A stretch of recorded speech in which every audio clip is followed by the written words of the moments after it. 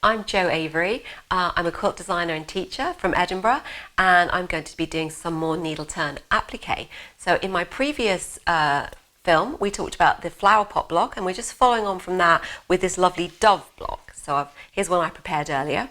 And what I'm going to concentrate on this time is going in and out, which is a little bit difficult to do. So we're talking about convex curves and concave curves. I always get them mixed up, but I'm pretty sure this one is the concave curve, and that's the one that we're gonna do first of all. And then we're gonna look at a different way of preparing this shape here. In the last flower pot one, I did leaves.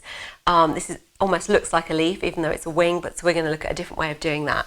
So what I've done with this is I've already gone all the way around here.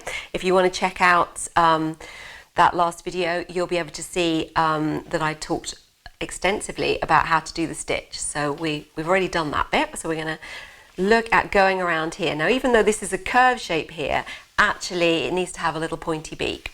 But before we start this, we've got this concave bit here, and we're not going to be able to do this without snipping into the seam. So that's what I'm going to do to start with. I'm going to put some little snips here. My seam is a very scant 1/4 inch, so I don't want to go beyond that, but I pretty much want to go up to it.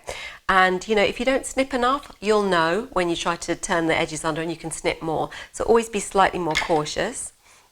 But you know, this dove, if this dove looks a little bit different to that dove, then that's just like nature, so that's fine.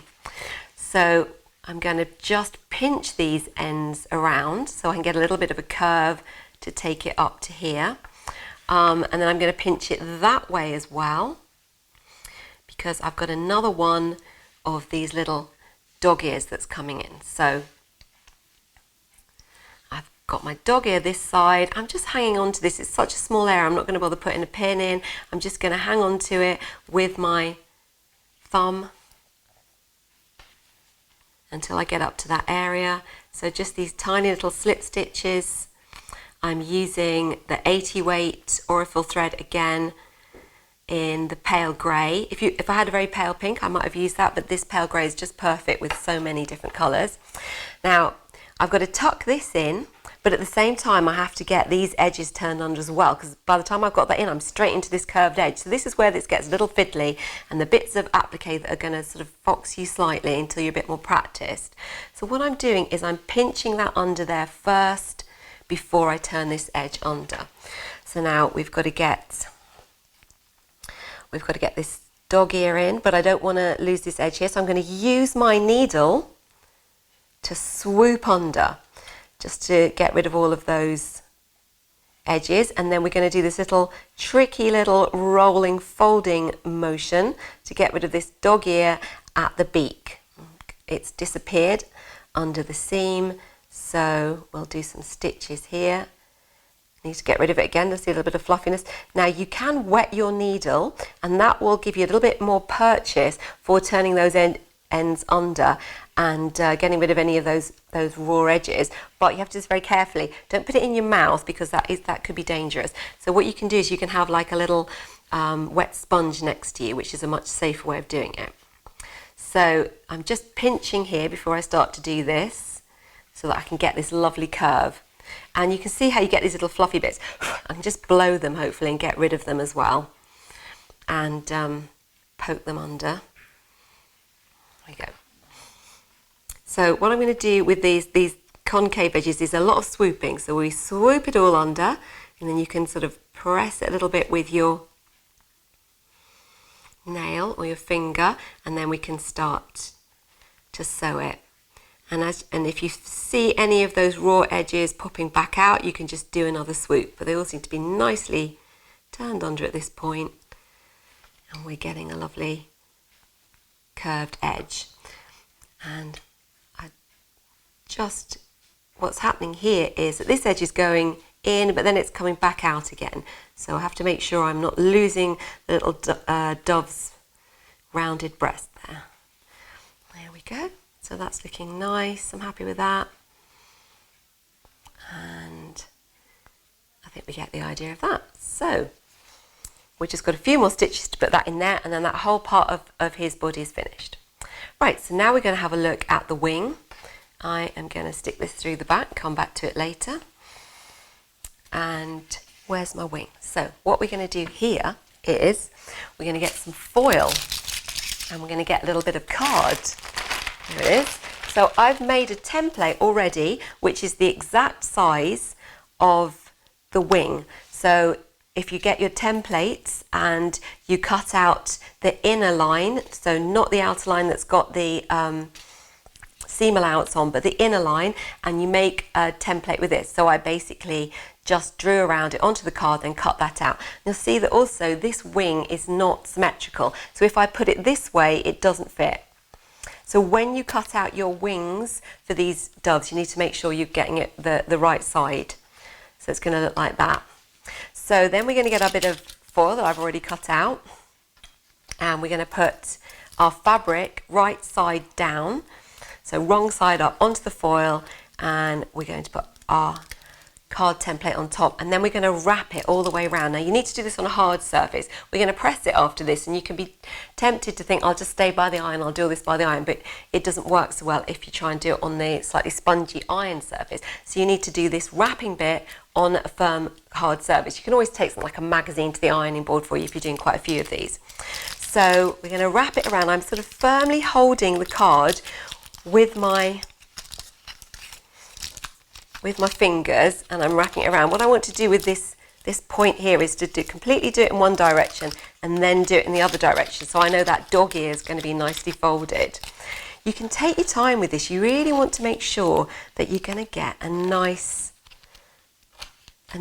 edge, that everything's, all your folds are going to be, there we go. So I've made sure that that's completely wrapped, that card.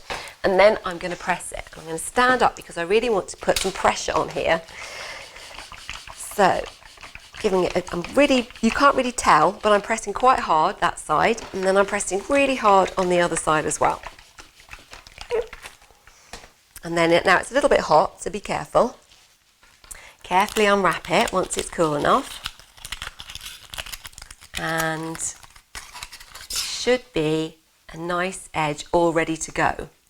Now if you want, you can also give it another little press. You have to do this quite carefully just to keep this. I'm not sure whether this iron probably could do with being a little bit hotter, but that should work pretty well.